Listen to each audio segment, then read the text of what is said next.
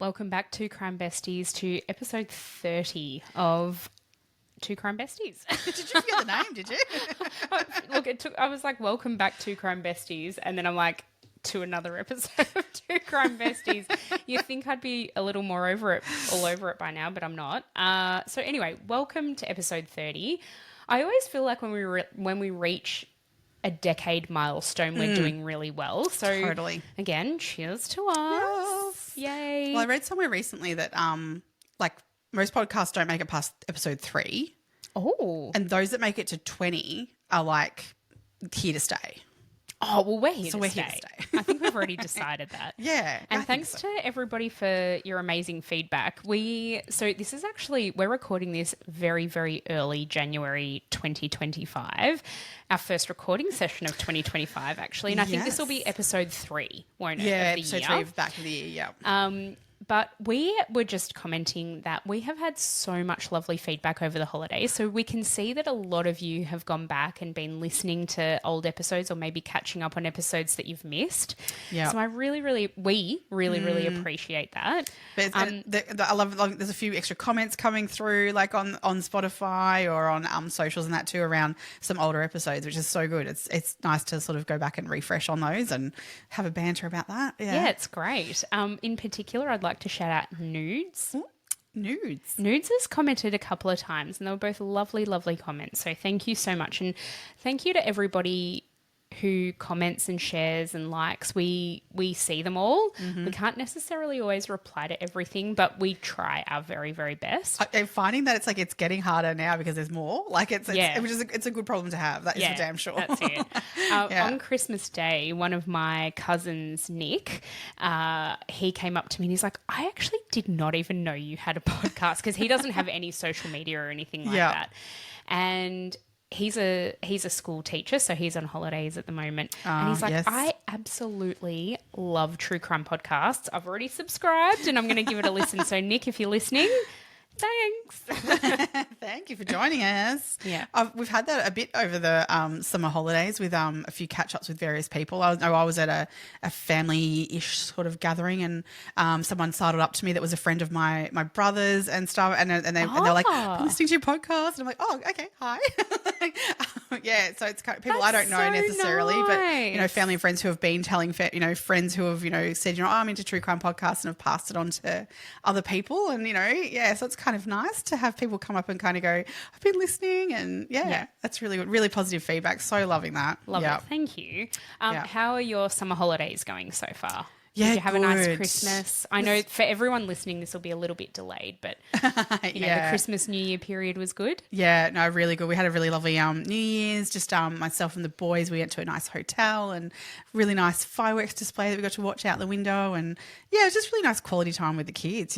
So really good, and I enjoyed that. And Christmas has been amazing with lots of food and lots of catching up with people. We've had visitors from overseas, that we haven't seen in like 13 years, which was just like, it was really lovely that we just sort of like kicked off as if there hasn't been that kind of space in between. So, and we've all got kids now that we're all similar ages, that we're all just like, they just got along so well so quickly. And although, God, it's embarrassing, my youngest, who is the social butterfly, I said to them in the car on the way home that night, I'm like, I loved how, you guys just embraced them, you were like really friendly really quickly. And Brady goes, well, it's because I've worked it out, Mum, how you make friends is you just make them laugh, which is really nerve-wracking. So I'm like, oh, God. So he said to me, hashtag class clown. Oh, here he comes. Yeah. He is funny. He's very funny. So he decided that immediately, because his my little niece, his cousin, had these tattoos that she was like, oh, let's put these, little tattoo things on. And so he was like, oh, well, I'll break the ice, I'll be the funny kid. And he put one on his face and he goes, they laughed, Mum. And so then we were just friends. Oh, that's gorgeous. I love that. Kids are it's so easy. So Do you easy. remember being a kid and being like that? Like you'd meet somebody and you'd be besties in no time. Yeah, yeah. As an adult, it's so much harder to make There's so friends. many more complications to things than that. And you also know what you like and don't like when you're an adult. This is it. Yeah. No fucks to give. Yeah. It's like, no, you're not my people. So Yep, definitely. No, Yeah. so that was really gorgeous. Yeah. How about you? we had a lovely Christmas at another one of my cousin's houses, and we hosted a big Christmas Eve do here at our place, which I just love doing. It is my favourite event of the year. Can I just say the food was amazing? The meat in particular. Yeah, Peter sorry. was very proud. Yeah, Peter was very really proud of the meat. Yeah. He did like this, I don't know if anyone cares, but he did this full packer brisket, whatever that means. It was 9 kilos. I am not a of meat eater, like by any means. I legit could, as long as I can have bacon, I would be vegetarian. But I literally bit into that and was like, oh my God. Yeah, it was really good. It was probably the best one he's ever done. Yeah. Oh, right. Yeah. Yeah, it was really good. Well, I feel special. Yeah, so we did that. And then a couple of days after Christmas, Peter had said, hey, how about we go camping for a couple of nights in that dull week where we normally do nothing? And at the that time... week where I call it airport rules. Yeah, airport rules, total airport rules. Anything goes. And it literally, you'll spend $100 to... I saw a meme, it was like, spend $100 to get a coffee delivered? Sure. Money means nothing in the airport. Yeah. Cereal at 10 p.m. and a wine at 10 a.m. Why not? Absolutely. So...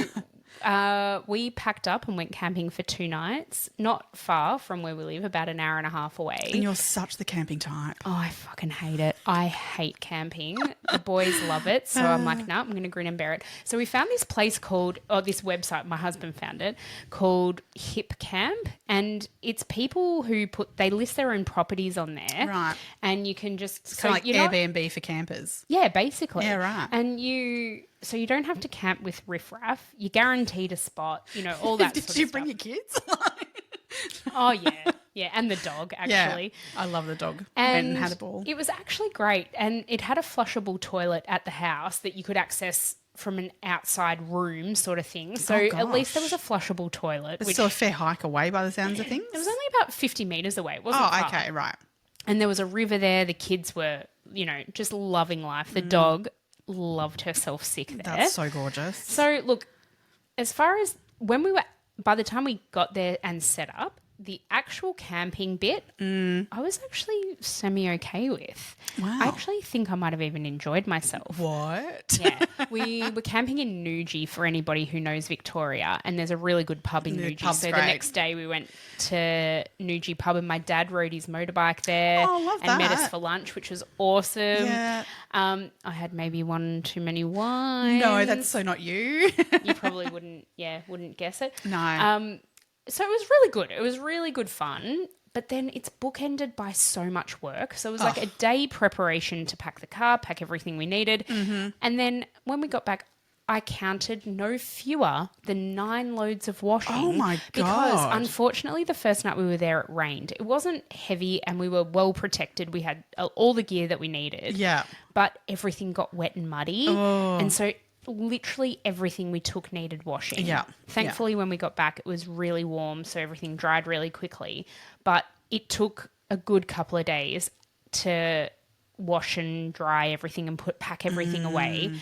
And then it was time to pack away all the Christmas stuff. So I'm just done. God. Oh, yeah. No, you need a holiday from your holiday. Yeah. Yeah. Well, at least you got a little bit more time before you go back to work. Yeah, I've got another week now before I go back to work. So happy with that. But, oh, no. Camping's not my thing. Nah. It's not mine either. My kids love it. Ugh, and Peter's happy to do it with them and without me. So which is great. Most of the time I let that happen. A bit of quality time with Dad. Yes. Yeah, that's good bonding time. Yeah, I think so. We'll go with that anyway. Yeah. Should we get into today's episode? Oh, let's. I'm ready for this one to exit my brain. I'll have to be really honest. It's hard, this one to have in there. So I think we should probably maybe state a bit of a warning today. Definitely. This episode, so we're talking about Karlie Pierce-Stevenson and Khandalyce Pierce. This episode got me. I was in tears researching this yesterday. There are so many really, truly awful things that happened to these girls. Mm-hmm. And look, we'll try and warn you when we're about to say something that's particularly awful. But if this is something that you don't feel you can listen to at the moment, please skip ahead because we'll be obviously talking about children as well being murdered. So that's children being murdered and sexual assaults against women and children. So if that's not something you can listen to, please skip Yeah, it. look after yourself. Yeah, Yep. for All right. sure. Because, yeah, it's been a tough one to look into, I've found. Yeah. Yeah. It's really heavy. Really, really heavy. So Karlie Jade Pierce was born on the 7th of August in 1988 in Alice Springs. Her dad was named Bruce Pierce and her mum was Karlie Stevenson. And they weren't married at the time when Karlie was born. And I think their relationship, I think, was very in its infancy when they kind of got together, and they didn't last very long after Karlie was born. Pauline, who is Karlie's mum, then remarried a man by the name of Scott Povey, who became obviously Karlie's stepdad in 1995. And for all intents and purposes, Scott was Karlie's dad. Yeah. They had a very good relationship. They did. He was a truck driver, a long distance truck driver. So he used to commute. He used to drive trucks from Adelaide to Alice Springs and back. Yeah. He actually did a lot around Australia, but I think That was his main route. Yeah, that was his main route. And sometimes Karlie would go along with him on these long haul journeys, and they'd camp in the outback, and they just had a really lovely bond. And he says to this day that he loves her like his daughter. Yeah.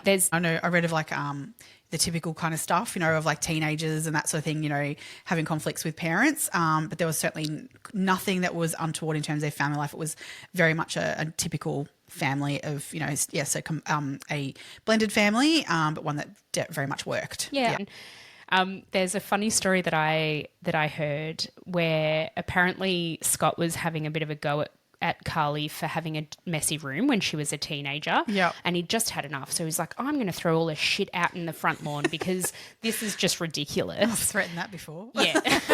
and so he, like, you know, he's throwing all this stuff out and she was at home and she's like trying to bring it all in. And, you know, as this kerfuffle sort of ensued, they both saw the humour in it and just started laughing. And he's like, well, I couldn't be angry at her anymore, could I? You know, like it was just a funny situation. Yeah. And she promised it on that day. She's like, I promise I'm going to keep my room really nice for you now. Never happened. No, well. No, of course not. Were you a messy teenager? Not particularly. My mum probably disagrees with me. I don't know. I was terrible. Oh, really? Yeah. I can't imagine you being messy. I know. Like my house now, I like things neat and tidy. Yeah. But no, I was foul. I think gross. I was on you know, average. I wouldn't say I was overly messy, but I wasn't like a neat freak either. Did you have like clothes on the floor and stuff like that? Yeah. Oh, okay. Yeah, then I was probably about on par with that. Yeah, yeah. I've always said, like, my mum was always surprised by how neat and stuff I kept my workplace. Like, and I'd talk about how organised I'd be at work because that was not how I behaved at home. Like, yeah, so there was definitely a difference. Okay. Yeah. Yeah. But your house now is lovely. Oh, is it? With kids? It's always I mean, look, it gives me anxiety when things aren't neat and tidy. And my boys realise that now. And they're starting to learn to put things away. Like, because I just can't handle it because it sets me off. Yeah. Yeah. Oh, but agreed. That's, you know, that's another therapy session. We'll do that another day. Sorry, I've just gone on a tangent. We're like 3 seconds into the episode. God. Here we are. In 1992, Karlie's brother Luke was born, so he was her half brother, and so his dad is Scott. Even though Colleen and Scott actually married a few years later, he was born out of wedlock. What? But again, I think Karlie and Luke got along really well. I've heard him speak in the media. There's not a lot of videos or necessarily interviews of the family in this case because they're very quiet about all of this, which I think to their credit in terms of, you know, getting to the truth of things. They came out later with you know, a little bit here and there, but they weren't one of those families who were front and center of all this. Absolutely not. They were just a very quiet and unassuming family. Yeah. And, you know, salt of the earth type of people. Yeah. Well, they've lived in Alice Springs all their lives. I mean, you've got to be like, you know, pretty straightforward and easygoing to live out in the outback like that. I think, you know, you're not a city slicker, that's for sure. No, not at all. Not at all. Good people. Hard workers, I bet. Yeah, absolutely. I think they absolutely were. Khandalyce Kiara Pierce was born on the 19th of June in 2006 to Karlie and a boyfriend that she'd had for not very long, but he wasn't all that interested in being a dad. But Karlie decided, she was 18 years of age, I believe, when Karlie was born. When Candelice was born, she turned 18. Yeah. And she was really excited to be a mum too. She was really into it. Her auntie said that she'd always wanted to be a mum. You know, she was one of those kids. Yeah. She just fell into it and was, you know, from all the family accounts of Karlie as a mum was all very positive. The only negative comments around her being a mother came from particularly two people that we'll mention later. That's right. And we'll mention that when it comes. Yeah. Because Karlie was so young when she had Candelice. Now, I'll just spell Candelice for everyone because it's one of those names. When I hear the name, it's not spelt the way I think it's spelt. So Karlie is actually Karlie and Candelice is Khandallyce. Yep. You know, spelling to me is like a big deal. So anyway, that's the way it is. When Karlie would go out at night, because she's an 18-year-old kid. She's going out with her friends. Friends are the most important thing in your life then. Absolutely. She would either leave Candelice with her mum or with her grandma, so with Connie. And Connie tells this story about, you know, Karlie would go out at night. She'd come back she'd be inebriated. And the next morning, Connie would wake her up when Candelice woke up and was like, no, you're her mum. Yep. You need to get up and feed her. Yep. You need to take some responsibility. Happy to look after her when you go out. But, you know, motherly duties start the next morning. Yeah. Oh, what? Mothering hungover is the worst. The absolute worst. And stupidly, we never learn. Never. Oh, you might give yourself a week or two reprieve. But Yeah, it's too much fun. Like you're having so much fun, you forget to what you're going to get up to the next morning, I reckon. Yeah. But yes, I think it's lovely that whole family, you know, support system that she had. It was certainly raising Candelice in a village. Yeah. But at the same time, it wasn't, you know, that she had this child at 18 and it got passed on to her mum and grandma to raise her at all. It was Karlie was her mum. Karlie was the one who did, you know, 80%, I would say, if not 90% of the raising of her with then a support network. Which they expected her to get a job. So they were happy to look after Candelice when Karlie was working. Yeah. They were more than happy to do that. The aunties were the same. Yeah. So Colleen's sisters were more than happy to help out in that way because they actually had young kids of their own. So they were all kind of being raised together and, you know, it's lovely. Yeah. But as you said, Karlie was responsible for Candelice and was from everything that I've read, aside from those two people's accounts, was a wonderful, devoted mum. Yeah. As an 18-year-old. Yes. Yeah. Which, I mean, blows so my good mind. on her. Good on her. Good on her. Yeah. So I'm going to start off Yeah. on the 29th of August in 2010. There were some trail bike riders riding through the Belanglo State Forest. Now, you might recognise that area in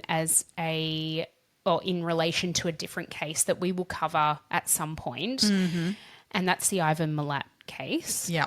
He dumped all of his victims in a different part of the Blangalow State Forest in New South Wales.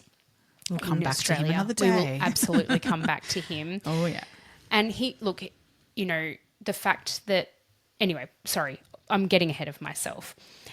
Trail bike riders, they'd gone out for a day of riding and they come upon skeletal remains, basically. Yeah. And one of them is a vet. Oh, and right. he stops and he's like, well, these don't look like animal remains. They look like potentially human remains. And everyone's like, nah, there's no way. It must be a dingo. It must be maybe not a dingo. I don't know. It must be something else. Mm-hmm. And they keep going. And then their trail actually led them back around to where they had originally found these remains. And this particular trail bike rider was like, no, this is absolutely something that I think we need to call in. Wow. So they contact the police, the nearest police station, which, I can't remember. It might be Glebe Police Station. I might be wrong with that, but anyway, a local police station to the Belanglo State Forest. And they say, look, we think we found human remains. And apparently that happened a lot. And it would 9 times or 99 times out of 100, it would turn out to be animal remains. And so the officer who took the call was like, oh, let me transfer you to my superior. The superior was like, look, can you just send me... There was one person apparently who had mobile phone reception in this whole group. God. And he said, look, can you just text me a photo of it because I just need to know whether I need to send officers out immediately or not. Yeah. They sent the photo and apparently as soon as this officer saw the photo, he was like, oh, that's 100% a human skull. Yeah. So they said, can you go and meet the trail bike riders? Can you go and meet the police at this particular point? They've done that, directed them into the remains, and within, I think, 4 hours, it was swarming with police. Yeah. They'd tented the area. They'd brought in the homicide, the cold case. They'd brought in every, specialist unit that they needed. And they brought in a forensic pathologist also. What the forensic pathologist determined on autopsy was that the body was aged between 13 and 25 years, was of a female, and had been sitting in that forest for between 6 months and 10 years. Yeah. So a huge time frame, but it was really difficult to say. But the only thing that ruled out was it being Ivan Milat. It couldn't have been Ivan Milat. So he was in jail in 96, I think it was. It was. Yep, 96, yep. Yep, so that meant that there was no way that this was an Ivan Milat case. Yep. This was something else. So, yeah.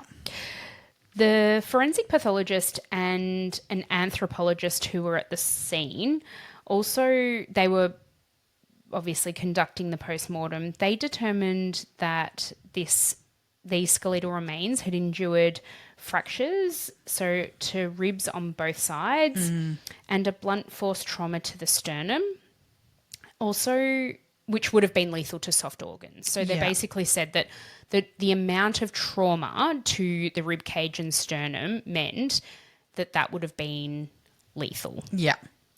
Yeah. And they suggested that perhaps by the way of the of forcefulness that it was potentially stomping or kneeing of the area. Yeah. Because it was like a wide, blunt force. Yeah. Yeah. It wasn't like a hammer or anything like that. Yeah. So the other things that were found with these remains were a T-shirt. It was a white cotton T-shirt with a pink love heart motif that had the words angelic, like typewritten across the heart. Yeah. A single white sock and a single silver sleeper earring. The police had nowhere really to go with this. They had no DNA, I guess, in terms of soft tissue. There was nothing that they could get off of any of that to identify this body. But they assumed that they'd be able to get DNA from the bone, which they were able to do. Yes, that's right. Sorry. They then tried to figure out from their missing persons list, would any people on that list necessarily meet this 13 to 25 years of age and having been missing for between 6 months and 10 years. Yeah. And they basically went through everyone on that list, and I think it was 75 odd people matched that in New South Wales, that from a missing person's perspective. Yeah. They went through each one of those and determined that none of those people belonged to these remains. Yeah. So they were kind of really stuck. They've got a DNA profile, but they've got no match to any DNA that they've got. Where do they go from here? There's nowhere to go. No. There's nothing to do. They really tried hard to figure out where the T-shirt had come from. Yeah, that was really highly publicised at the time on news. We're in Victoria. This occurred in New South Wales. It was definitely all over our news here. It was widespread. That T-shirt. I remember seeing that very clearly. Yeah. But nothing sort of came of that. Nobody came forward. They named this Jane Doe the Angel of Blangalow Forest because, the word angel was written across her T-shirt. They did a facial approximation image as well. Have you seen an interview with the woman who did this? No, I haven't. Oh, my God. Oh, really? Oh, yep. So that was in 2011. She's interesting. But All right. Okay. Yeah. Well, I know that they she was like some sort of anthropologist. Yeah, something. Yeah. I mean, they said that once they did work out what the person actually looked like and compared to what their approximation was, that they learnt a lot from that. But well, so they say. They did say also they did some kind of, I don't know how they did this, but they thought the remains potentially belonged to a European person. right. So then they were giving all of these details and sending the DNA profile like around the world. Oh, wow. Seeing whether there were hits in other countries where people had reported family members missing in Australia. I mean, the area is highly, trafficked with backpackers and stuff, which, so I guess that's not, unfeasible. Again, I think that was to the tune of roughly 50 or 60 police departments around the world that they sent this DNA profile to. Again, it was not fruitful. Can you imagine being one of the families of a missing person and saying, hey, we're matching, we're going to compare the DNA of this person to your missing loved one? You'd get your hopes up every time. That you were going to get a hit and know what happened to your loved one. I mean, we've talked on other episodes about that whole not knowing. The ambiguous loss. Yeah. I mean, that you would grapple onto anything like that to find out, like, what happened. So it would be horrific constantly being like, we think we might have found them. And I mean, at the same time, you wouldn't want it to be them because you want them to be alive. Like, I can't imagine that pull from either direction of like, this could be them, of like wanting it to be them so but also not wanting it to be them because you want them to be alive. Like, that would be just awful. Yeah. That'd be absolutely horrific. What the police did find out about the T-shirt was that it was produced between 2003 and 2006, but it was mass-produced in China. Yeah, do you remember that Chain Reaction store? Yeah, yeah. Yes, I do. I had quite a number of Chain Reaction pants. I used to wear their pants a lot. And it was actually a girl's size 10. So they're like, this was a very small-framed girl, which is why they thought maybe the person was as young as 13 because it was on a very slight and small person. All right. About 1,000 kilometres away from Belangalow in Wanaka, South Australia, 1.5 kilometres out of the town, in July 2015. So the original skeletal remains were found in 2010 in Blangalow. In 2015... a group of blokes, or 3 blokes, I think, were on a road trip and driving out of Wanaka in South Australia along the Karoonda Highway, and nature called. They needed to do a wee. So they pulled over to the side of the highway, and sort of, I guess, in order to disguise themselves a little bit, went into the brush. And this particular man was, relieving himself. And he sort of glanced over, something caught his eye, glanced over, and he saw a suitcase. And it was partially open. There were bits and pieces sort of around it or coming out of it. Yeah, just sort of coming out. Yeah. Did it look like animals had maybe tried to get into it but hadn't necessarily succeeded? And curiosity got the better of him. I need to know this because when I was listening to this, I was like, I wouldn't go near it. Yeah. Would you? If you just saw a discarded suitcase on the side of a highway, would you go near it? Probably not. I'd just be like, unfortunately, there's been a few cases where like there's been bodies on the side of the road, and that sort of is in a similar sort of situation. And I now have this whole thing of like, now that I drive past like something that looks a bit sus, I guess, which people dump all sorts of things, not necessarily bodies on the side of the road. I keep going, keep driving, and I often then will go, should I have stopped? And you're like, no, don't be an idiot. Like, it'll just be nothing. But yeah, I don't know. But it might not be nothing. Yeah. Like, you just don't know. No. Anyway, this guy, I reckon a number of people had literally done that though. For sure. Because if I had have been taking one of my kids for a wee down there, I would have been like, don't touch that. It's probably gross. No, don't. Because it could have been like to me on a highway like that, it could have literally been someone's got a suitcase on the roof of their car, it's come flying off, That's what I would have assumed. You just kind of go, just leave it alone. I wouldn't have touched it. Anyway, this guy, thankfully, curiosity got the better of him. He's opened up the suitcase and he's seen what he thinks is a small human skull. Yeah. Now, again, not sure of what he's seeing, although there are children's items in the suitcase, which kind of really throws him in that. When I say throws him, it really gets him into a bit of a tiz because he's like, holy shit, like what the fuck? So he ends up obviously calling the police. The police come immediately. They were there very, very swiftly. Yeah.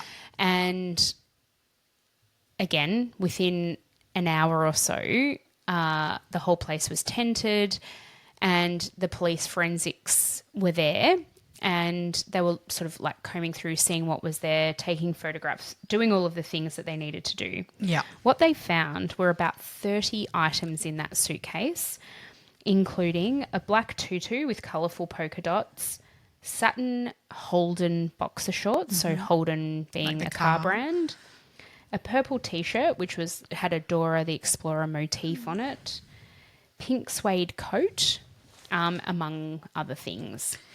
So the police were like, well, let's have a look and, again, skeletal remains of a very young person. I think it was pretty evident that this child was of roughly 2 years of age. They reckon and that was between female. 1.2 and 4.8 years of age. Okay. Yeah. Okay, so it's a slightly wider, Yeah. a slightly narrower time frame, but I mean, it was tiny little skeletal bones. Oh Yeah. my gosh.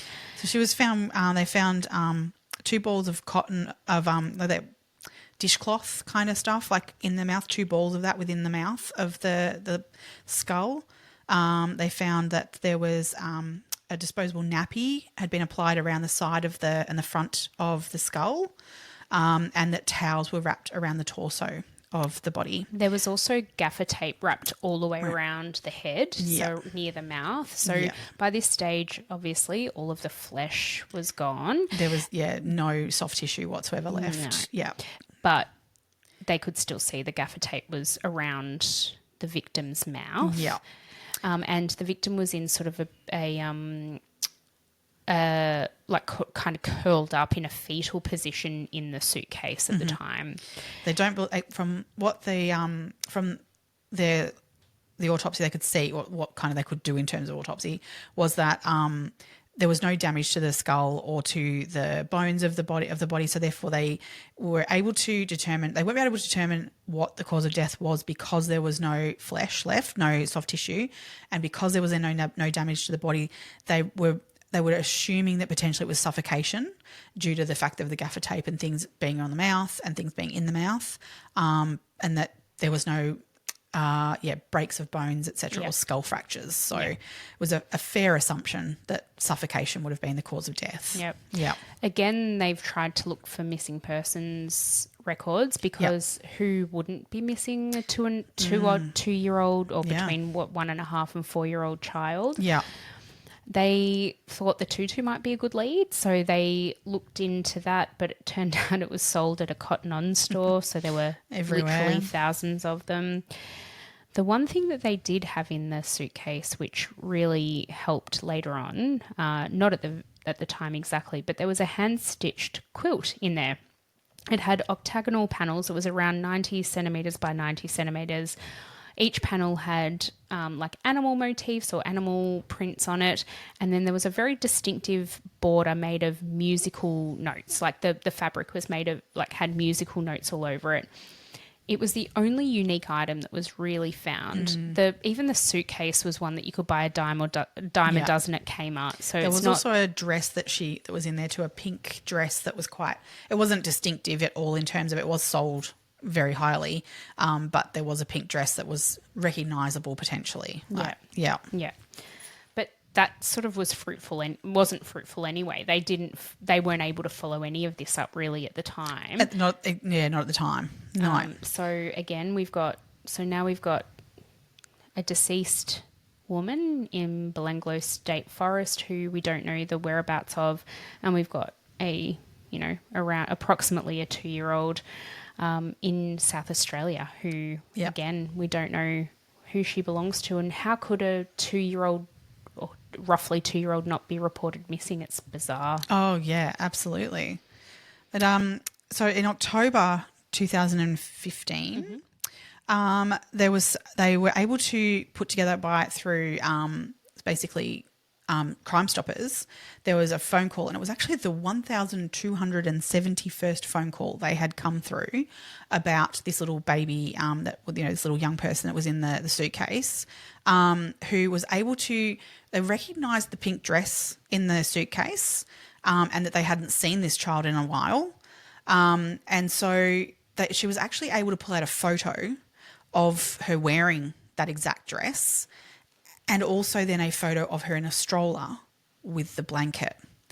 And she named the child as Khandalyce Pierce. So the person who reported this, her name was Tanya Webber. Tanya Webber was Karlie's mum, Colleen's best friend. There were 2 decades of difference in age for these women, but they met working together at I think it was at a clothes shop actually. Right. And they became really, really good friends. So Tanya was basically halfway between Colleen's age and was actually closer to Karlie's age. But because she and Colleen were such good friends, they spent so much time together. They'd go camping together, and Tanya was saying that, like, you know, she'd spent so much time with Candelice and so much time with Karlie just through being friends with Karlie's mum. And so she had an intimate knowledge of these two, well, this girl and this woman. And yeah, she recognized, and, you know, to her it was bizarre because at that point in 2015, they hadn't heard from Karlie and Khandalyce in a very long time. And any contact that, you know, they had, which we will get into a little bit later, was only ever by phone. They'd never seen them. Interesting. Yep. So that was on the 6th of October that Tanya originally rang Crime Stoppers. Now, as you said, it was in amongst, I think, over 3,000 phone calls that they received. Yep. On the 8th of October, she was getting impatient. She was like, this is ridiculous. No one's called me back. I've got information and I know I need to get this to the police. So she rang Crime Stoppers again. She said she has 3 photos in particular that they must see. Yep. And that night, a detective did phone her back, gave her his email address and said, can you please email them through? She did that night, went to bed. Yeah. The next morning, he basically emailed her back and said, can you answer all these questions for me?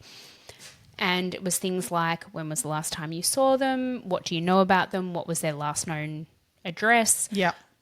As much information as she could possibly give. And she even says there wasn't a lot that she could really give, but she was able to say she was with this person. This is the last address that we have for her. You know, give them something to go on, I guess. Absolutely. When the police saw the photos, they say now, in hindsight, that was an absolute turning point in the investigation for them because they didn't really have any viable leads at this point. No. So you've got to keep in mind that at this point they're only looking, this is the South Australian Police, and they're only looking into the death of what we now think may be Candelice. Yeah. Because they had this information from Tanya, the South Australian Police contacted Alice Springs Hospital and asked for the DNA, or asked for the Guthrie card that was taken. So this is the heel prick test that is taken on every baby born in Australia in a hospital. And they were able to then positively match the DNA from the Guthrie card that was taken when Candelice was born in Alice Springs with the DNA of the bones that were found in the suitcase on the highway. The other thing that the police looked into at this point, so now they know the identity of this child, they were then looking into, okay, let's try and figure out some more information. The child was immunised at 18 months and there were no further records of this child anywhere. No. There was no Medicare record. She was never enrolled at a school. She would have been 9 years old at the point where this was all found. Yeah. She'd never been enrolled in a school. She'd never attended a hospital or a doctor or anything because at like this point they don't know when that suitcase was put on that side of the road.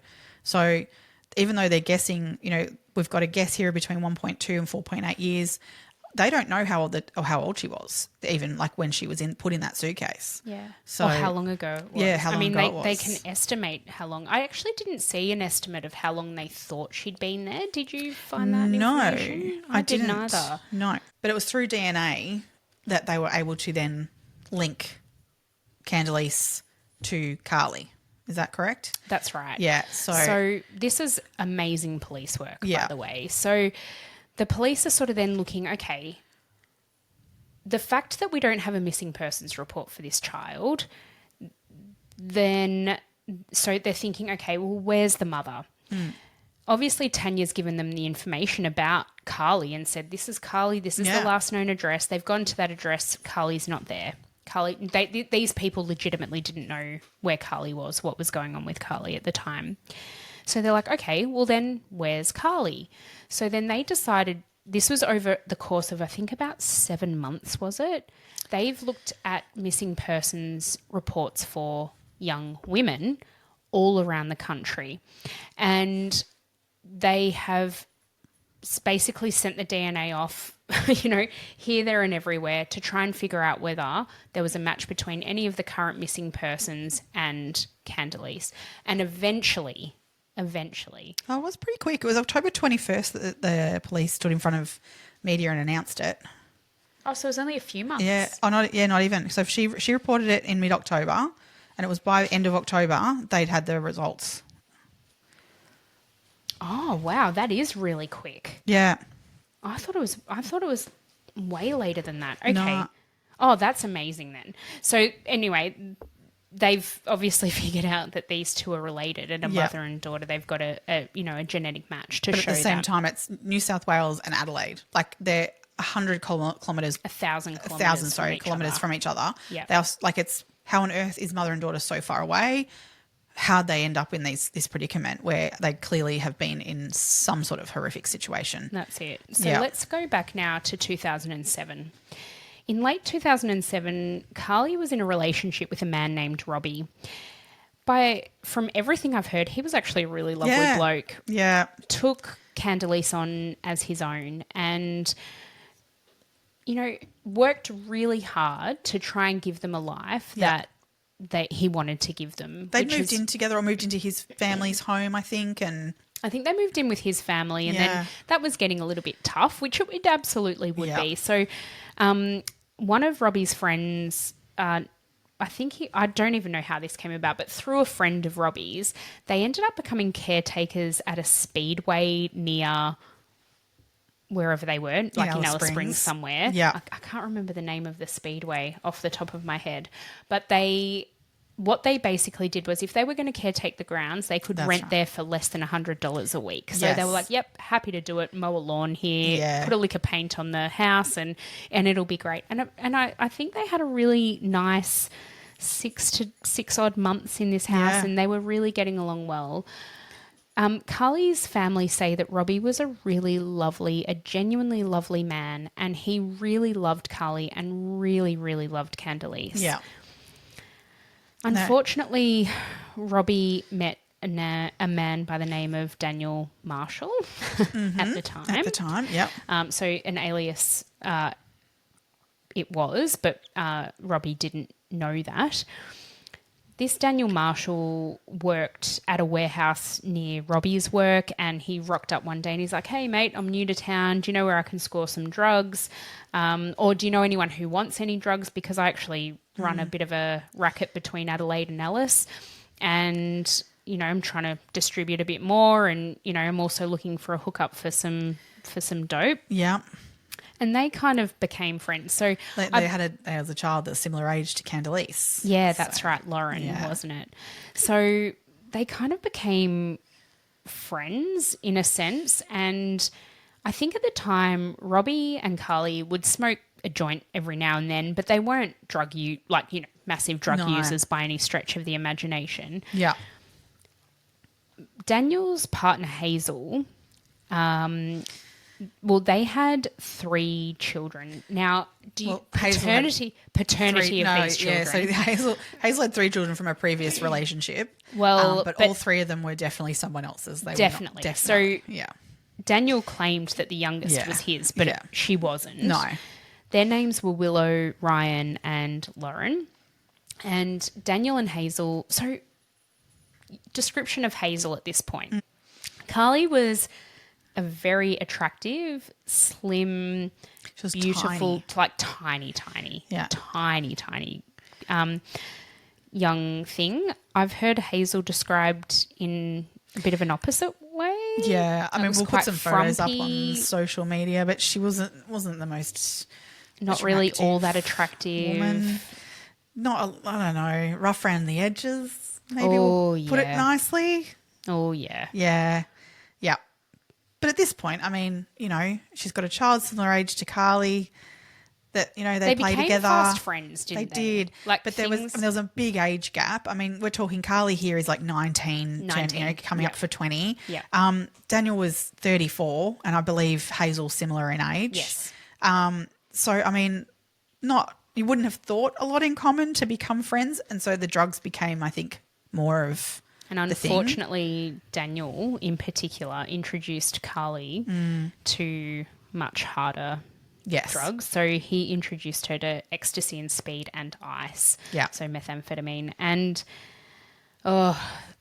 it led to a definite change in Karlie. Her Yeah. family all say it. She lost weight where she had none to lose, from what I can gather. Yeah. She looked just really unwell. She wasn't eating. She was just not herself. She didn't have that spark that she normally had. That'd be a really hard thing to watch as a parent, wouldn't it? Totally. Or as a family member. Absolutely. Oh, awful. Awful. But come to September 15 of 2008, and Daniel is doing one of his regular trips down to Adelaide and back, where they do their drug run. And Hazel Passmore, his girlfriend, along with the three children, have all joined him on this run this particular time. And on the way back from Adelaide, but heading towards Alice Springs, they're on the Sturt Highway, and they hit the Aboriginal community of I'm going to murder it, Indulkana. I believe that's right. I think that's right. I think that's right. Where Holdom starts to sort of start falling asleep. So can I just say, go for Holdom it. is actually Daniel Marshall. So his I've- real yes. name is actually Daniel James Holdom. Sorry. Yeah. Yes. Yeah. So he was telling everyone his name was Daniel Marshall, but he's actually Daniel James Holdom. So Holdom starts falling asleep in the car, and Hazel apparently is trying to wake him up and, you know, keep him going. But this does not apparently work, because all of a sudden the car flips 3 times and completely... Oh, it's horrific. The car accident must have been horrendous. From the car is thrown Hazel, as well as her 3 children.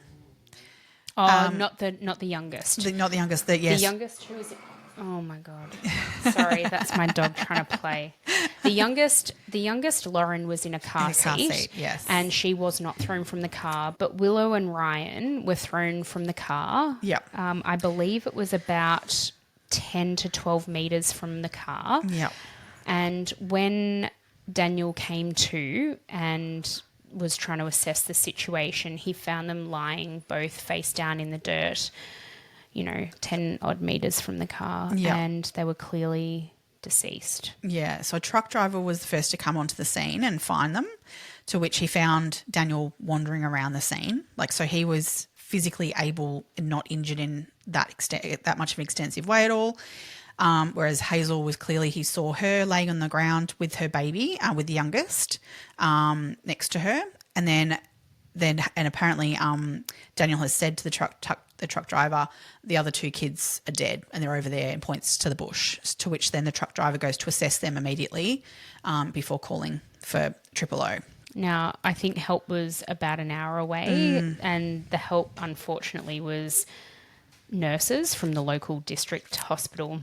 I don't think they would have been able to help anyway, really, in terms of kids, I think they were Not already... with the kids. They were they killed on impact, unfortunately. Absolutely. But Which is just awful. Hazel had sustained some absolutely horrific injuries. Yeah, so she ended up having a leg amputated and was wheelchair bound from that point on. Yeah, so both of her knees were dislocated. There was a compound fracture to the left knee. Both of her arms were degloved. Oh. She was airlifted eventually to Alice Springs Hospital, but then they needed to move her to the Royal Adelaide Hospital because they couldn't deal with her that much trauma at the Alice Springs Hospital. No. She was in an induced coma for 2 weeks, and as you said, they had to amputate her left leg above the knee. She had to undergo skin grafts for her arms, and she ended up needing a bowel resection as well due to the soft tissue damage that she'd sustained in the accident. You and gotta she was wonder confined to a wheelchair for life. Yeah, you got to wonder how he walked away. Well, he had a broken collarbone and a broken thumb. The other thing they found in the car was $10,000 in cash. He also had... What else was he on? Honestly. So they also did do, obviously, drug tests and things, and they did find drugs in his system, which he said that yes, he had taken drugs, a few days ago, but he wasn't under the influence of them at that point of driving. I don't know. Really... To me, honestly, I reckon that's the only way he walked away. To me, he would have had that, limp kind of, that's I think that's unfortunately what protected him. Yeah. So, I mean, God, I can't. The two youngest kids, just awful. Yeah. I think the youngest, Lauren, so she was the one in the car seat. Yeah. She actually sustained very minimal injuries herself. She had a laceration to her head, and that was about it. Thank God. Yeah. But yeah, the other two, they put off obviously funerals for the two other children until Hazel was able to exit the hospital. Yep. So that was put off by a couple of months. But I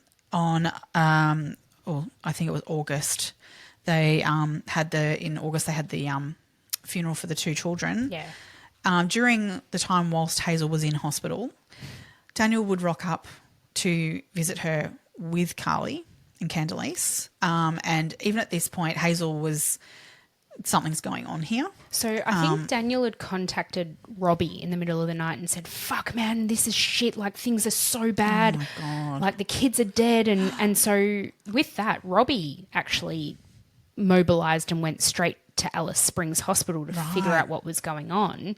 And then, like, there was obviously not a lot that he could do. So he's gone back home and he's told Karlie that Hazel was being airlifted down to Adelaide Hospital. Yeah. At the Royal Adelaide Hospital. And so Karlie and Daniel got in a car together with Candelice and went down to visit Hazel. Now, Robbie says now that he had suspected for a few months that there was something going on between Karlie and Daniel. He'd come home one day for lunch and unannounced, as you are more than entitled to do in your own home, and he'd seen Daniel's car in the driveway and he decided not to go inside. He decided just to go back to work and eat his lunch at work because he said he just didn't want to know. No. But he suspected there was something going on between the two of them. So I guess at the time, Karlie basically said, so this was in, late October of 2008. Karlie left him a note, I think, and basically said, don't want to be with you anymore. I'm leaving. Me and Candles. So, yeah, Candles is what they called Candelice. Yeah. Me and Candles are leaving, and he never saw her again. Oh, look, he heard from her. Oh, yeah, well, but he never did saw her again. Yeah, he well. did. Well, did he? Yeah, did he? Yeah. Just really quickly, Daniel James Holdom, he had a very troubled past. Yeah. So his mother neglected him, something shocking. She was not maternal whatsoever. His birth father didn't have anything to do with him. His stepfather was an abuser. So his mother, though, says that the way that he was conceived meant that she couldn't envelop him because she, I don't know, yeah. Like as in she was raped? It's kind of inferred that. It's never said, it's never been said anywhere, but it has been inferred within the court documents. Because this is the thing, look, a lot of that information around his childhood, there's not a lot of stuff that's consistent. So or verifiable. Yeah, exactly. So Although his mother does, I mean, that there's certainly bits. there are but docs documents, like Yes. Department of Yes. Children's Services documents. Yeah, but they don't align them with his story No. and then the mother's story. They don't Yeah. all line up. And so it's kind of like, who do you believe? Yeah. I just think it's really sad because at 8 years Yeah. of age, they've put him into foster care Yes. because they were like, we can't handle this child. No, well, that was we don't want him to. the stepfather was heavily abusing him. Right. Yeah. But then at 9 years of age, he's placed back in the home with the mother. So did she leave the he stepfather didn't. in No, that at time? 9 he was placed with his dad, with his biological father. Right. Who was apparently that went quite well for a yeah. brief period. Yeah. And then he was placed in the care of his grandparents, His paternal grandparents. Yeah. That wasn't going so great. And so then they couldn't handle him. They couldn't handle him. He started going backwards again. Yeah. So then he went into a group home. Oh. Yeah, which I mean look, and there's the documentation from the group home is quite positive. There's a lot of documentation of he's happy and he's making friends and which How I much know of of that those is- places. Yeah. I don't know how much you put into what those documents Yeah, say. yeah. But because his account of that was that it was fucking awful. But then I wouldn't believe a word that came out of his mouth either. No, because So he fucking lies just to. I think the for his trauma on top of trauma on top of trauma on top of trauma Yeah. of like generationally speaking. I mean, fucked up is really all you can say. own. So fucked up. Yeah. So fucked up. Yeah. But I mean, there's a point where you kind of go, how much of that can you blame on then who he's become? Like, I get it that definitely shapes him for sure. But I don't even think that calling him a piece of shit is enough. Oh no. That doesn't cover it. Agreed. And also, I think we say this so frequently on this show. Just because you've endured abuse doesn't make you an abuser. I understand there's a cycle there. Yeah. And it can absolutely inform future behaviour. But we know that there are so many people out there who endure this abuse who then don't go on to perpetrate. Yeah. And we'll get into this definitely as well, but he's gone on to do some fucking heinous shit. Oh God, it's deplorable. Like it's absolutely awful.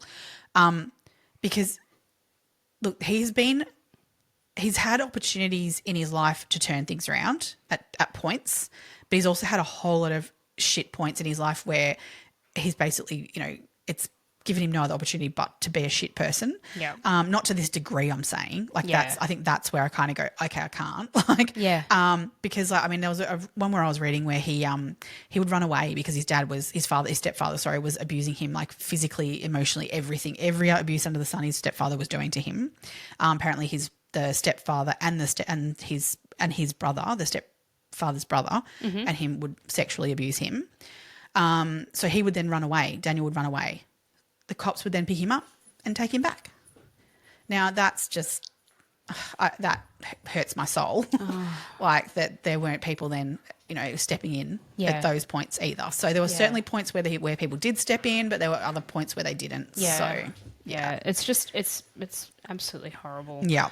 So Karlie's mum, Colleen, was diagnosed with breast cancer, and her dying wish was that she wanted to see Karlie and Khandalyce. So the last, all she really knew at this point was that Karlie and Khandalyce had gone down to Adelaide with Daniel, who they'd met once, I think, and they didn't like him. They thought he didn't make eye contact with them. He was rude. He was not very nice to Karlie. They loved Robbie. They were going, Their story was that they were going to look for work.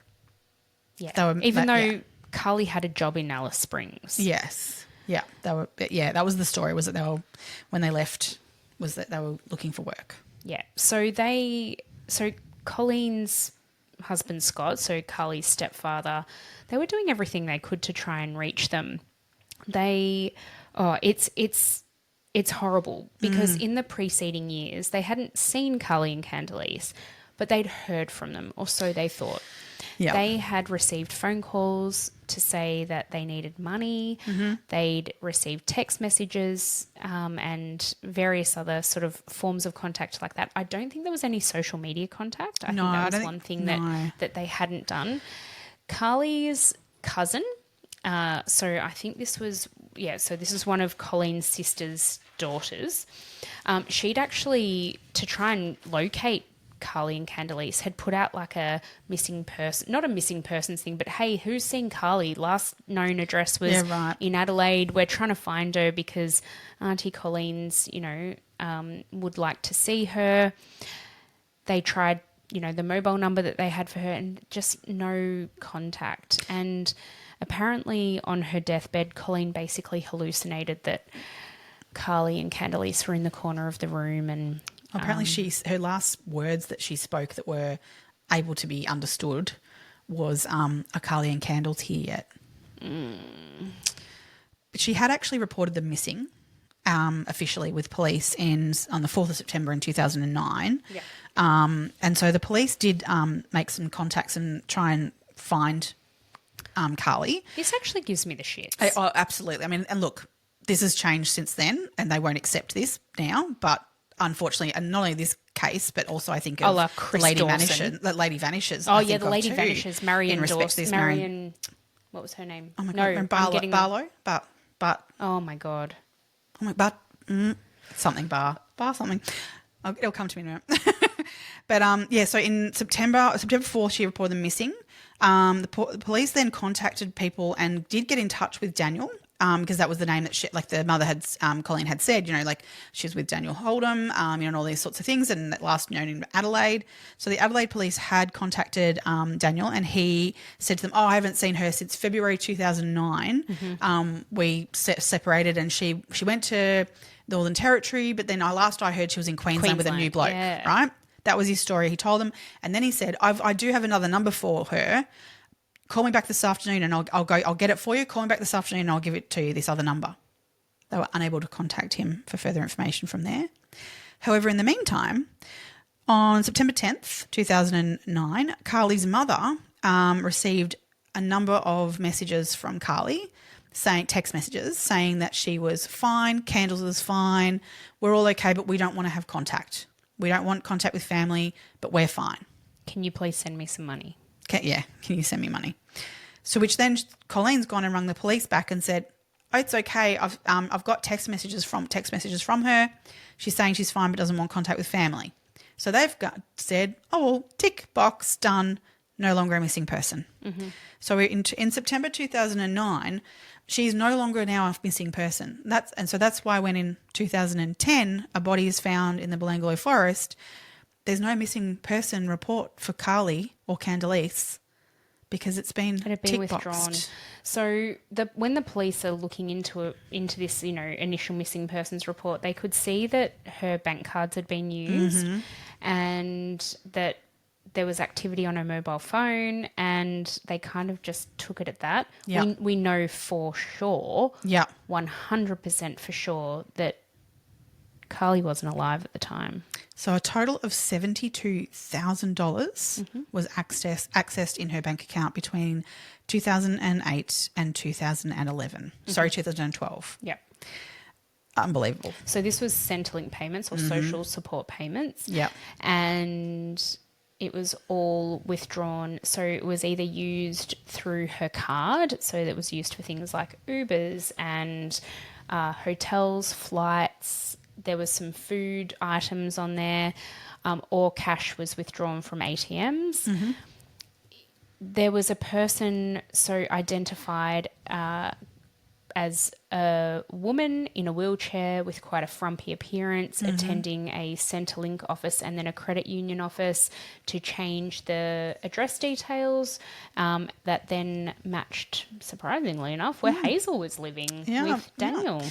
She claimed to be Karlie and also brought along Candelice's birth certificate with her. And therefore that actual interaction with Centrelink on that particular moment released a payment of $7,806 for arrears of family tax benefit and rent assistance. Yeah, so she basically said at the time that she did not want to claim child support anymore, and that it then entitled her, who they thought was Karlie, to get back payment for those things. Yeah. So and that money immediately obviously was siphoned out of that account slowly as well. Just awful. So that was in 2010, that particular incident. Yeah. Yeah. Should we go back to, well, I guess should we say what we now know happened? Yep, Yeah? I think so. So basically from the point of Karlie and Daniel Holdom leaving Adelaide and leaving his girlfriend of the time, Hazel, in a wheelchair in Adelaide. After having killed her two children. Yeah. So they disappeared, the two of them. They ran off, and they ended up in Canberra on the 17th of December. That was a bit earlier than that. We ended up in Canberra visiting. They went and visited with Daniel's cousin, I believe it was. Yeah, Christine. his cousin Christine and her husband Derek. Yep. So there was the three of them, obviously, that were staying there with them. There was Candles as well as Karlie and Daniel. And on was it the December 15th, I wanted to say. 14th of December I'm 2008. getting myself confused. Yep, 14th. They were the last two people to see Karlie alive. So their account of that night is that Daniel and Karlie had an argument. Mm-hmm. They left Candelice with the couple, so with Christine and Derek, with the cousin and her husband, and they took off in Karlie's car. The next day at around, was it about 2 o'clock? So what we do know is that due to the phone data that was then recovered from Daniel's phone, he was at the Belanglo State Forest for 7.5 hours that following morning. So he has driven from Canberra to the Belanglo State Forest. He was there a bit after midnight, I believe. Oh, it was about about 4 o'clock in the morning. Yeah, they left Canberra at 2:30 in the morning. So they were there they would have arrived in the Belanglo more like 4:30 sort of stuff. Yep. 4:30. He was there for 7.5 hours, or his phone was. In this time, he'd actually taken some really horrific photos of Karlie. Absolutely disgusting. So in the execution of her murder, not only had he done exactly what the coroner ascertained, in that he stomped on her chest and crushed her internal organs, he sexually assaulted her. There's photographic evidence of this. Yep. He used implements like glass bottles. He defaced her with all manner of like scratches and cuts and that kind of thing, and took plenty of photos for his pleasure, I guess. I don't know. It was for him to look back on afterwards, and gross. Yeah. Horrible. What a fucking sick prick. In the court documents, it does talk very explicitly about what is in those photos. Yeah. I'm not going to repeat it because it's absolutely beyond horrific. Oh, it's beyond Absolutely comprehension. Beyond. But not only that, so this same SD card that was in that camera, they found all sorts of photos on that camera that were deleted but still on the card. And a particular photo that was found was also that on the night of the car accident with the children in the car, he had taken a photo of one of the children's skull fragments on the ground near that accident. So somehow in that moment of staggering around that horrific accident, he had decided to take a photo of that. Yeah. And his account of it is, I was rendering first aid to Hazel the whole time. Oh, he is quite possibly one of the most evil people I've ever come across. Absolutely pure evil. So these photos that they were taken of Karlie in these disgusting photos, it is unknown whether or not she was alive or dead at that time. They can't determine that. Disgusting. Absolutely horrendous. That's horrible. He'd covered her face in a lot of them, which is why it makes it difficult to determine whether she was alive or deceased. But it was very, very close either way. Yeah. The last photo was taken about 45 minutes before he left the forest. Yeah. Yep. He returned then back to Canberra where Candelice was, obviously without Karlie. Yep. To which his cousin, this Christine, was, well, why would she just leave without candles? And he made this statement of, oh, she just does that sometimes. You know, we have arguments and she just ups and leaves and goes. So that was just... Karlie's family said that would literally never happen. She would never, ever do that. She would never leave candles. Yeah. Ever. So in all of this, the only two people that would ever comment negatively around Karlie's parenting is Christine, because she believed what her cousin told her, Daniel. So they were the only two that was had statements that said negative things around Karlie's parenting. So just putting that out there. Yeah. So basically, Christine took it on face value that, Karlie was still alive, obviously, and off on her own, run off from this argument, and they'll sort that out. Yep. A couple of days later, Holdom he gets rid of the car that he had that was actually Karlie's car. He went and got rid of that. Traded it in. He got another car, a Holden Statesman. And on the 19th of December. Which was in Derek's name. Yeah, that's right. So the right. cousin's husband's name, because Holdom didn't have a license after the accident. Yes. It had been taken off him. But he's still driving around everywhere. He was still driving around, yeah. Yeah.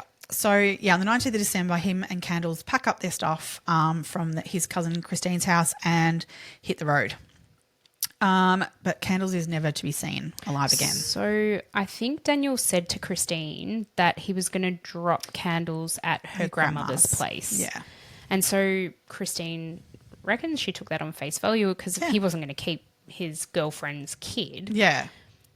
Assumed that had been prearranged and didn't ask any further questions. No. But so he headed towards South Australia. But he stopped off at a supermarket in Wagga Wagga along the way. Mm-hmm. He purchased body wash gel, multi-purpose wipes, garbage bags, and duct tape. Did you know that however many years later, when they were going to court about this, Woolworths were actually able to pull up this receipt out of their records. That's impressive, because if I went down there and tried to return something, they'd tell me, have you got your receipt? Don't even get me started. I had a bit of an issue with Woolworths this morning with my cherries. Wasn't very happy. But anyway, sorry, that's a story for another day. But that blew my mind. Yeah. That it was like how many 8 odd years later or 6 years later, they were able to go through their records and match. So they knew exactly what he bought. They knew the exact brand. CCTV footage of him or anything? Or no? They didn't. No. But they had the receipt. Wow. How do you pinpoint the exact?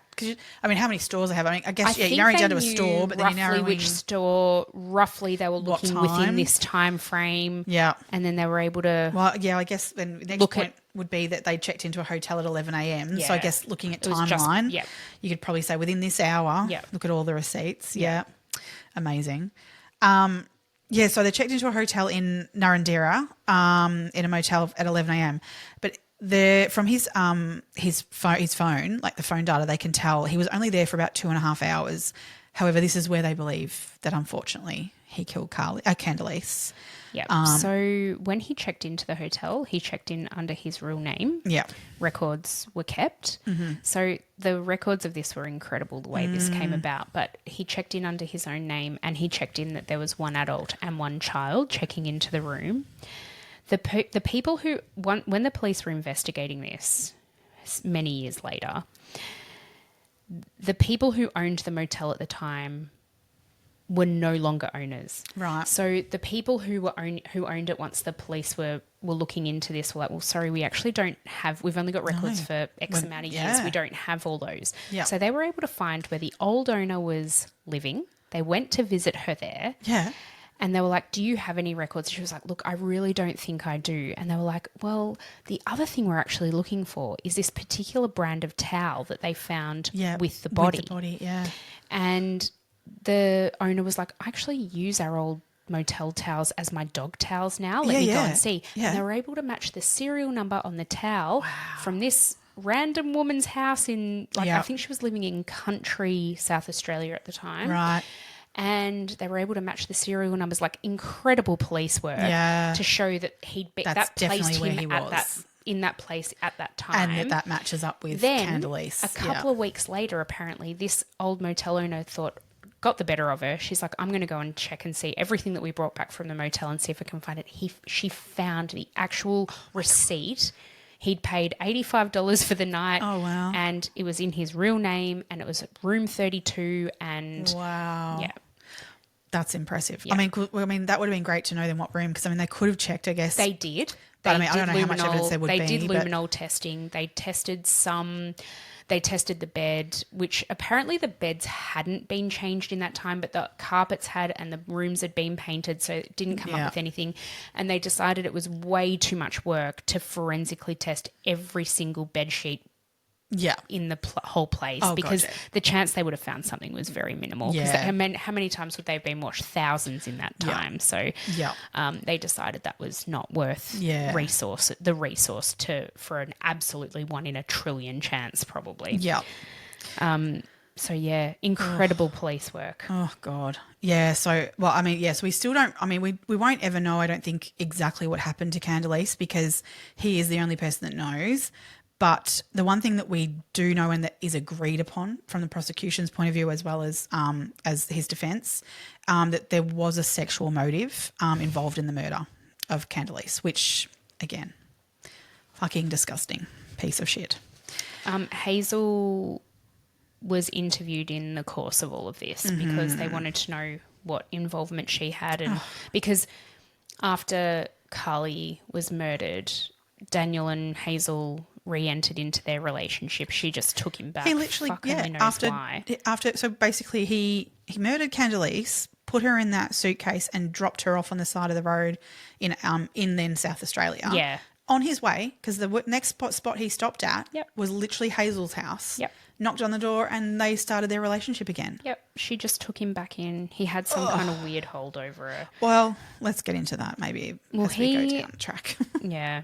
Hazel, you know, when she was interviewed by the police after all of this came to a head, they basically offered her an inducement, which is different. It's different from like an indemnity. Right. So basically what it means is if she provided a true and accurate statement, she could not be prosecuted for any information she gave.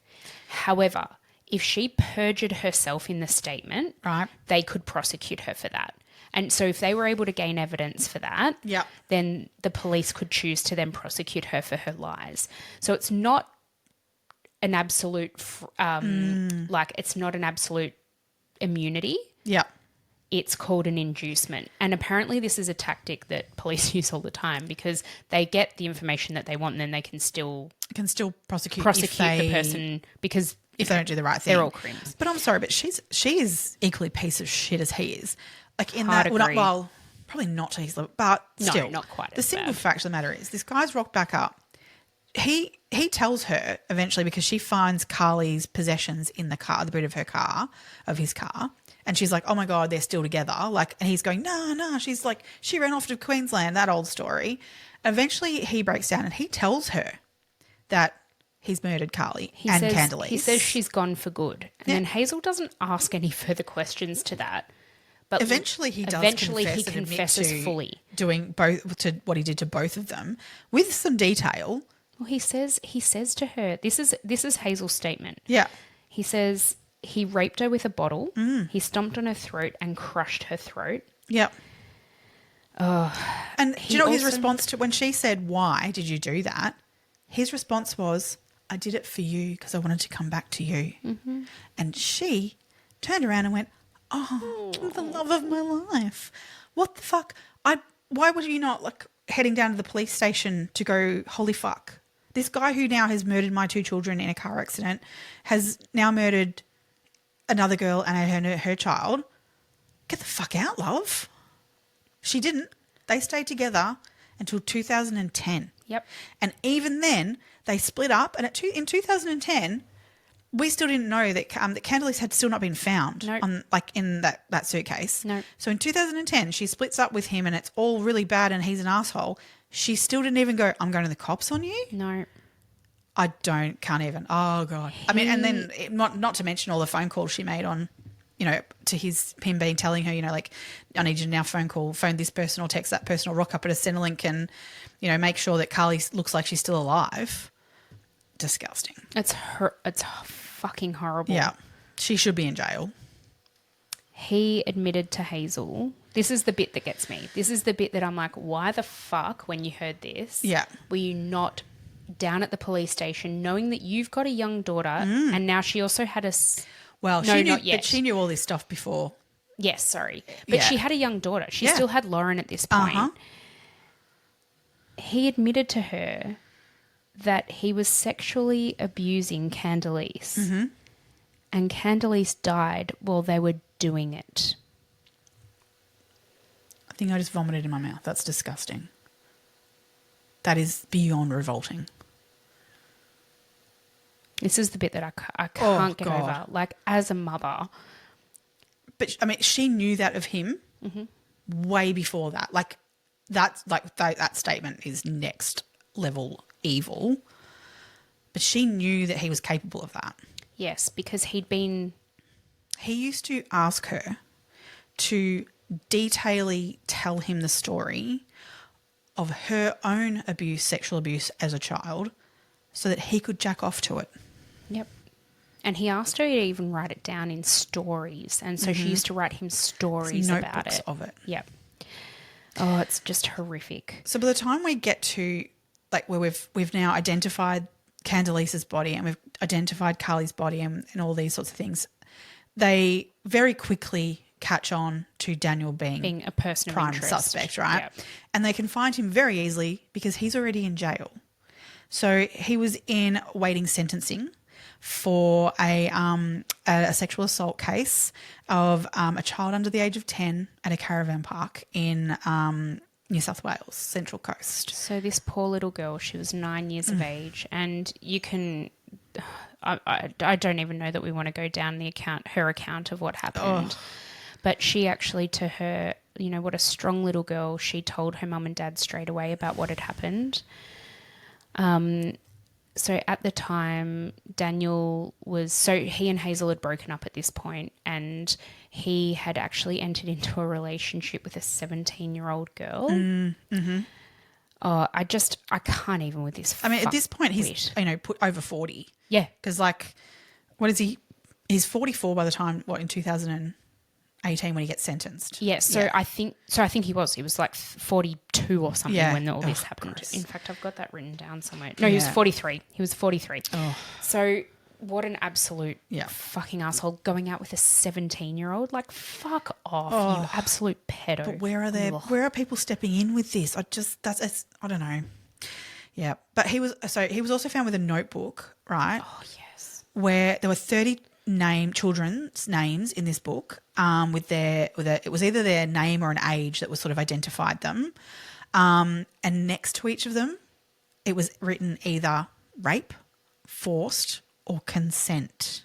What does rape... This is what I didn't get when I was reading this. What's the difference between rape and forced? Oh, don't get me started on that. Like, what the fuck? And then consent. Consent, if you're under the age of, 16, you cannot provide consent. And these ages were all well under that. Absolutely. And also, if he was in his fucking 30s and 40s when he was doing this shit. Yep. Yeah, so Candle's name was on that list. Mm-hmm. They can't verify and you know that what was written in that book was accurate, but the things that were in there, because he only had given names, so the police, as much as they tried, they couldn't actually narrow down who these girls were. No, but what they could work out was that there was definitely locations in the book where they could prove he was in that time frame of 2006 to 2007. There was also the stuff that was in there that he claims that he had done were very much in line with what the photos of like Karlie's body and things showed. So you could deduce that these were quite possibly accurate, but are not enough evidence obviously to declare outright that this wasn't false, because as you were talking about before, he was also into stories. So we don't know what level of it was fantasies, and so it's possible that some of this was just fantasies. And I think you were alluding to this before as well. He just lied all the time. Well, he lied for things that would potentially get him into more trouble that weren't true, and then he lied about things to get himself out of he was a fucked unit. He's a fucked unit. He was interviewed when they arrested him originally for this, which at that point he said he had no part in it, to the point of when they arrested him for it, he said, "You've got the wrong guy." He ended up pleading guilty. Yeah, he did plead guilty eventually. Yeah. But he actually implicated Derek, that his cousin's husband. kidding? No, that was the first thing. He rank. was interviewed by police, and the police were like, well, we put it to you that blah, blah, blah, that you've done all these things. Yeah. And he was like, no. Then the police said, look, this was a multiple hour interview. Yeah. They then gave him, he was in prison awaiting sentencing at the time. They gave him their card and they're like, if you can think of anything else, let us know. And he'd gone overnight, obviously had to think about how he was going to sort of spin this to make it work for him. And he was like, the next morning, he's like, look, I didn't want to say anything yesterday, but it was Derek. Such a good guy. It's actually Derek. Oh. Yeah, he's a piece of shit, that Derek. I mean, Derek has bit turns before, to be fair. Right. But not in the murder of Karlie or Khandalyce. One thing to say oh no, I didn't do it and try and get yourself out of it. It's a whole other level of things to put someone else in it. And someone you know. Point at someone and go, yeah, they did it. A family member. That's really shit. That is really, disconnected from any kind of... He actually said to them as well, he's like, I'll be a Crown witness and I'll never speak to my family again. You've got to give me a new identity though, a new name, and that needs to be paid for by the Crown. Yeah, you're going to pay for me to be a new person, and I'll disappear. And they were all like, I mean, the police knew at this point that he'd done it. And they were like, yeah, sure. Tell us a bit more about that. And in the telling of this story that he'd conjured up, he actually couldn't keep the story straight. And he told 3 different versions of events. Yeah. And when they then challenged him with that, he was like, I need a lawyer. Oh, good one, mate. Yeah, it's about time. Yeah. He ended up getting a legal aid lawyer who he didn't like. And then he asked for the government to pay for a proper criminal attorney, which they did, I think, eventually. The justice in the case was not happy about any of it, but obviously wanted a fair trial because he didn't want anything coming, well, this is the other thing here. Psychologically. He dragged this out as long as he possibly could once there was on the cards a trial. Yeah. So at first it was, he was innocent. By the time he'd got legal counsel, he was, probably going to plead guilty. That was the on advice of them. So he got all the way up to the day of the hearing, to which he then decided he told his counsel as they arrived, because obviously he's coming in from the docks, from the jail underneath, comes into it with his counsel and goes, I'm not going to plead guilty to Candelice's murder. So then they were in this position of having to present that to the judge on the spot, which didn't go down too well. It got sorted out eventually, and he did plead guilty to both of them. But I mean, he just wanted to find any way possible to drag this out and make it take longer than it needed to. Did you know that Mark Tedeschi, yes, the prosecution, who is the same prosecutor for Kelly Lane. Now, I'm not a big fan. But, not at all. But he actually did a really good job on this one. Go back and listen to our Kelly and Tegan Lane episode and you can get our real thoughts on Mark Tedeschi, especially in that situation. And we're not the only ones. Oh, no, we're not. There's a lot about him. I mean, he actually resigned as senior prosecutor in the February of that year, the 2018. So I'm not sure that he was there actually for the final sentencing and stuff of Daniel. But, he was certainly part of the original hearings and things, because that was back in August of 2017 when it first started being heard. You can find the court documents online. There's the statement by the judge when he sentences Daniel is quite lengthy, but worth a read. Incredibly lengthy. He hit the nail on the head. He's a massive evil motherfucker.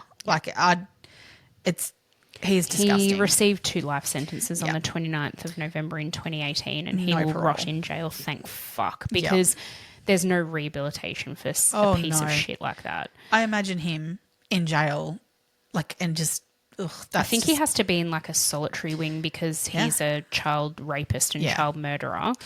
And I don't know why we protect them. I don't know why either. Fucking let him at him. Oh, he deserves it.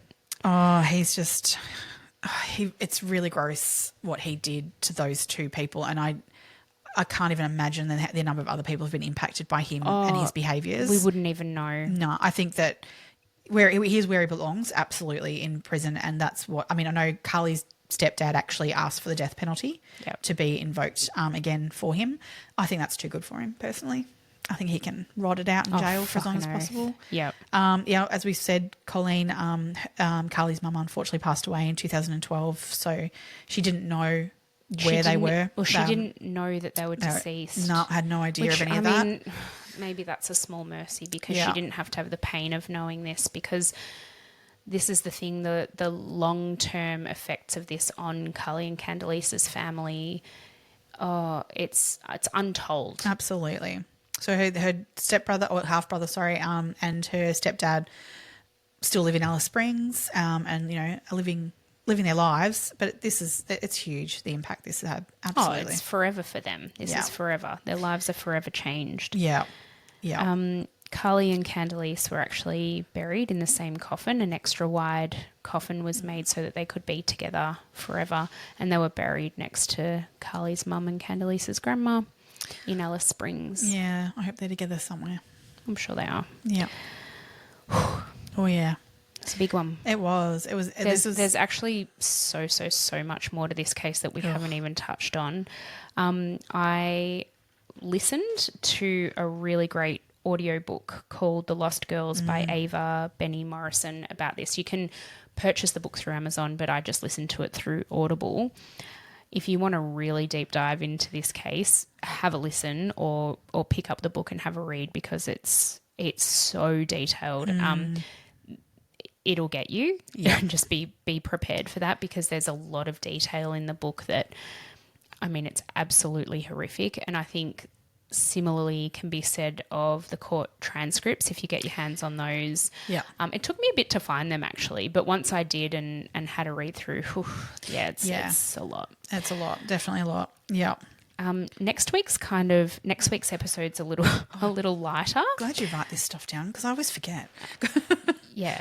We're actually doing Carol Baskin, the Tiger King. Oh, that's actually, you know what? I just literally breathed. It's just, that'll be it's still murder, but it's a lot lighter.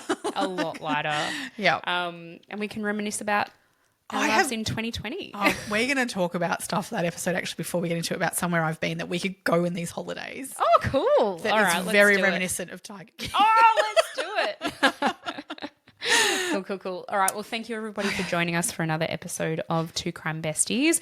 As always, please, like, comment, subscribe, all of the things that the kids say these days. We really appreciate it. And if you'd like to buy us a coffee, you can do so at buymeacoffee.com/Two Crime Besties. For sure. Check you on the socials. Stay curious, Crime Besties. Bye.